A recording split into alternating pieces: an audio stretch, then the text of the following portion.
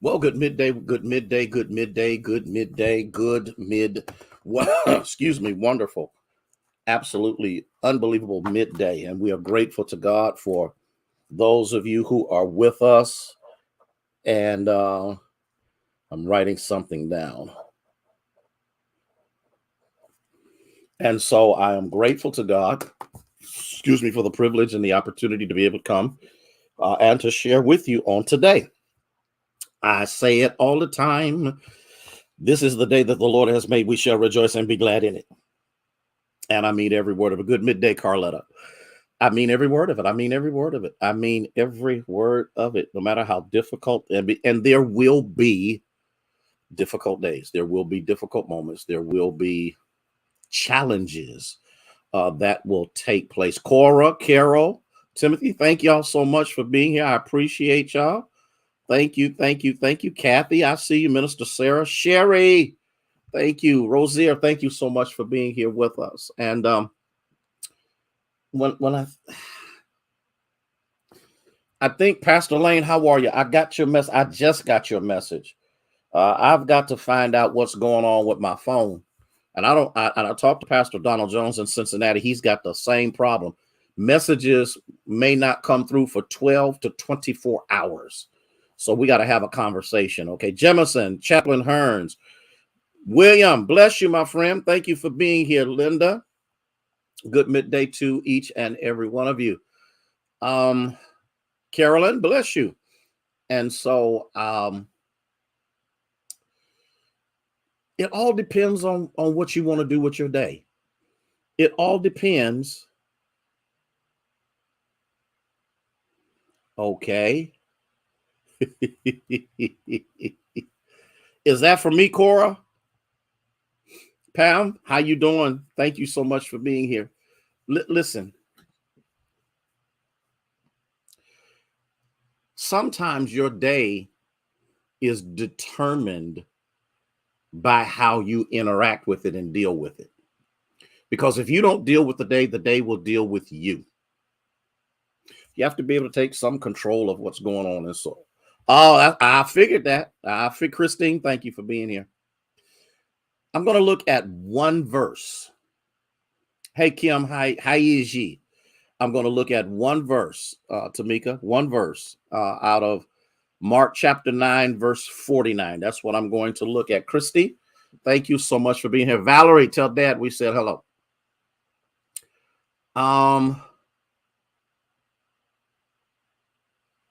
Fantastic. What flavor are you?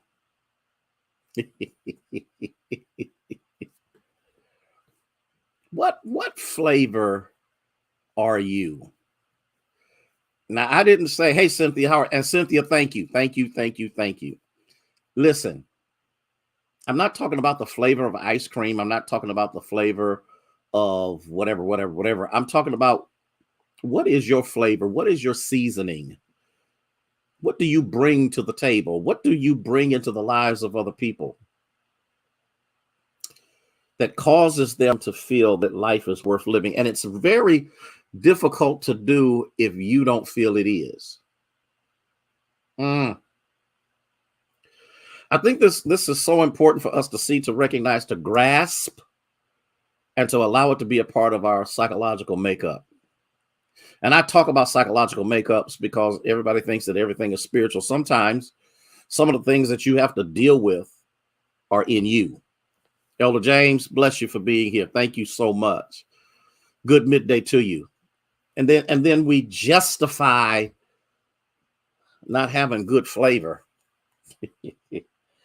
because it's other people. Thank you, Janice, for letting us know that the sound in the video is good. Because your flavor also determines your day. Dr. Gator, my friend, bless you. Good to have you on here with us today. Deb, I want us to think about this. Maybe the reason that all of your days are bad and all of your situations are crazy. Hey, Sherry, maybe it could be that you need to change your flavor. Ethel, thank you so much for being. I want us to think about this. Elder Clay, how you doing, sir? Thank you for being here. I want you to think about this. Salt is a powerful seasoning. It can also be detrimental when it's done in overdrive and we do more than what we should do. Salt is able to take something that is bland and tasteless and turn it into something that you will enjoy. LMA, dear LMA, are y'all out on the porch? I'll be through there in a little bit. I want us to think about that. If we want to change the world, and when I talk about the world, I'm not necessarily talking about the globe, but what I am talking about is if we want to change our world of influence, our world of relationships, our world that we live in on a regular basis, because all of us have a world that we function in. A lot of your capability has to do with what's your seasoning, what flavor do you bring? Thea, bless you, dear. Look at verse 49. For everyone will be seasoned with fire, and every sacrifice will be seasoned with salt. Salt is good, but if salt loses its flavor, how will it have any seasoning? Have salt in yourselves and have peace with others. Lo Brady, how you doing? Listen, in case you missed this, because if you understand anything about Misty, thank you, Misty, thank you for being here. If you, how do I want to say this? Maybe the reason we don't have peace is because we're not salty. And I know when you hear the word salty, that means that you're irritated, or that means that, you know, you've been out of shape. Denise, Daryl, good afternoon to you. Thank you for being here. No. In order for me to have influence, I have to bring something into the arena of my influence. And how do I do that? It's all in my disposition. It's all, and I'm not saying that you won't have bad days. I'm not saying that people won't make you mad. I'm not saying that you won't feel like going off on folk. That naturally happens. But when you approach people that you don't even know, I'm gonna give you a perfect example. I hadn't ate all day. Please don't say anything. I hadn't ate all day, and when the revival was over, I ran down to Arby's, get me a chicken sandwich, and their computer was down. Sister Thomas, how you doing?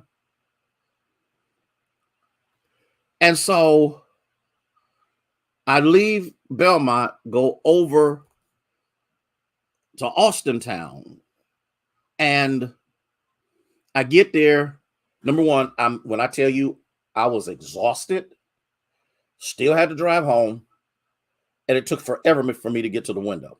So you know what that means? My struggle was not with the girl behind the window. My struggle was with my attitude that I want to impose on someone who is innocent and has not done anything but their job. I wish I had 5 people. Okay. You didn't want me to have no greens, Cora. You told me I wasn't qualified to have greens. I'm just playing, Cora. Cora, I'm just playing. Hunger pains. And so when I get up to the window, there's a moment of reality that takes place. And the reality of that moment is predicated upon how that person at the window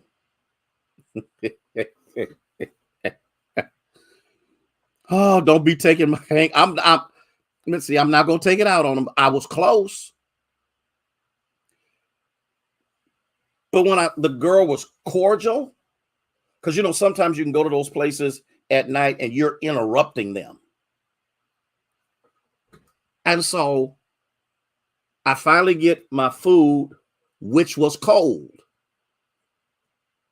Okay. It's called hungry.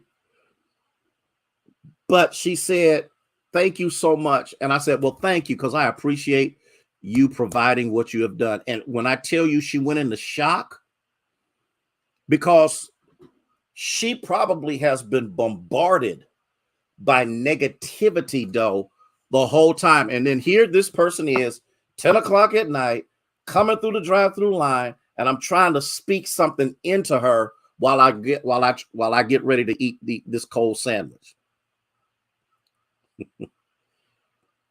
And it changed her whole atmosphere, because when you are in a position where you are bombarded by everything that's bad and bombarded by all kind of negativity and bombarded by this, that, or the other, sometimes you need to be a little salty. You need to be able to take the seasoning of the Holy Spirit and sprinkle it on their situation and watch God change. I see.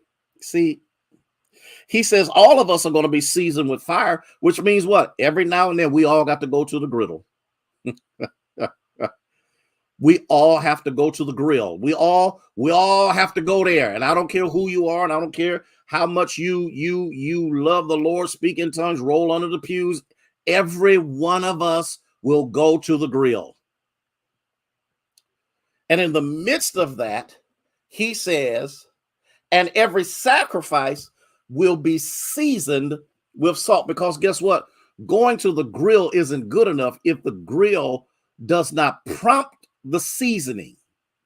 And in the midst of the seasoning, he says, salt is good, but if it loses its saltiness, it loses its flavor, how will you season it? You can't give, here we go, you can't give what you don't have.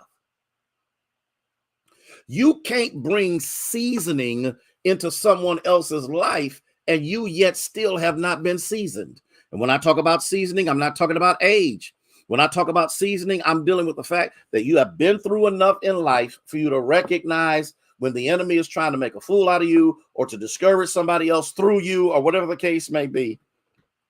And so in the midst of this, he says the salt is good, but if the salt loses its flavor, how will it be seasoned? Have salt in yourselves. This is the key. Here's the key. Hey, Ayana, have salt in yourselves and peace with, listen, the reason I can have peace with other people is because the seasoning that I have experienced, I also give. And when I give what I have received, it creates a persona or an atmosphere of peace, which allows me to even go into what could have been some very hostile, could have become very confrontational or agitating situation. But when you're seasoned, now I'm not saying that the notion of retaliation will not rise up. That's not what I'm saying. I'm not saying that flesh will not have a moment when it wants to rise up and do what it wants to do. That's not what I'm saying. What I'm saying is if you've been appropriately seasoned through life's experiences, you will recognize that you have something to give the other person because they themselves have not been seasoned yet. You become the provider of seasoning into their lives, and it enables them to go through whatever they've got to go through, because even when the DoorDash people come and deliver something, the first thing I do, and I'm gonna get in trouble for saying, the first thing I do is I make sure that they have a good tip. See, we gon' when we were in Cancun, my son Michael said to me, "Dad, if you want good service, be a good tipper." He said, "I learned that." I said, "Okay, son." And here's what happened. Because you know what you know what we do. We give them $1 or we don't give them nothing. And not realizing that these countries are poor. We live in the resorts and the all-inclusives where it's glamorous, but where they live is a totally different situation. And so I started tipping, and my wife posted some pictures on Facebook. When I came into the restaurant, they was like, okay, you need to come to my table. No, you need to come to my table. No, why didn't you sit at my table? It wasn't that they necessarily liked me. It was the fact that if they served me correctly, I would tip them appropriately or above and beyond what is normally done. It got to the point that it was like that at the pool. It was like that everywhere you go, whatever you do, I make sure that I'm a blessing to them. And I'm going to tell this story again, and then I'm going to move on. We were out at Roof Chris when we were in Orlando, Florida, a couple of weeks ago. And we were there, and there was two young ladies sitting at the table. Now I'm gonna tell you something. Confession is good for the soul, but bad for the reputation. So I'm gonna go ahead and fess up to this. Don't y'all say nothing to me after I do this. When I looked at the girls, I said to myself, now I know y'all can't afford to be here. That was the first thing that went through my mind. And they were African-American women. And that was the first thing that went through my mind. I became prejudicial to my own people only because I had a superficial observation of what they looked like. I had no clue, okay? No clue how much money they had. And the Lord said, here's what I want you to do. Don, how you doing? Here's what I want you to do. I want you to bless them for their birthday. It was their birthdays. I want you to bless them for their birthdays. And I said, okay, how much you want me to give? I ain't going to tell y'all how much it was, but it wasn't cheap. I called my waiter. I said, can you get their waiter to come over here, please? And so their waiter came over and said, how can I help you? I said, I understand it's their birthdays. And so I want to be a blessing to them. He says, okay, what do you want me to do? I said, I'm going to give you this, and I want you to give that to them and tell them, I said, happy birthday, but don't do it until we have left. Because he was like, well, I'll go over it. No. There has to come a time. There has to come a time in your being a blessing to someone that you don't need to see their reaction. They don't need to recognize your existence. Now, as soon as we got out the door and got in our car, I have to, by faith, believe that this waiter did what I asked him to do. And I'm sure that they appreciated what I did because I had to get past my own prejudice. I'm sure that they were blessed by it, but I didn't need them to say thank you to me. I was being led of the Lord. That's called salt. See, everybody quiet. But here's what I'm trying to say. Sometimes when you bless people, that's the only blessing they have received for I don't know how long. You are salt. You should be seasoning the lives of people, and every seasoning doesn't have to be money. So please don't go there. Sometimes it's conversation. Sometimes it's a listening ear. Sometimes it's prayer. Sometimes it's really showing concern when you don't want to be. And when you do that, here we go. The satisfaction. See, I pray for Katrina because I ain't paying her no attention. Okay. The satisfaction of what you do is not predicated upon hearing them say thank you. But when my life is over and he brings back before me this situation, don't y'all be putting y'all birthdays in here. I ain't paying y'all no attention. I want to hear him say, well done. So that's right, Cora. Sometimes it's just a hug. It does not have to be anything extravagant. Because most people don't want extravagant stuff. They just want you to acknowledge that they exist. I got to go. Pray for tonight. Bishop's preaching. It's the last night of the Save the Soul of Youngstown revival. I'm getting ready to head over to the tent. I want to relieve Pastor Christopher McKee so he can go get him something to eat and do whatever he needs to do. And pray for me that I keep my eyes open because God knows I'm tired. And I just wanted to give you that little tidbit, okay? Because when you see Pam, Pam, you know what? Help the Capricorn. Oh my God. Yes, thank you, Kim. The revival is awesome. Hey, Cecile, how you doing? Don't forget drink water. I'm taking plenty of it with me. Love y'all with the love of Jesus Christ. No, we're not baptizing this year, okay? May God bless you. May he keep you is our prayer.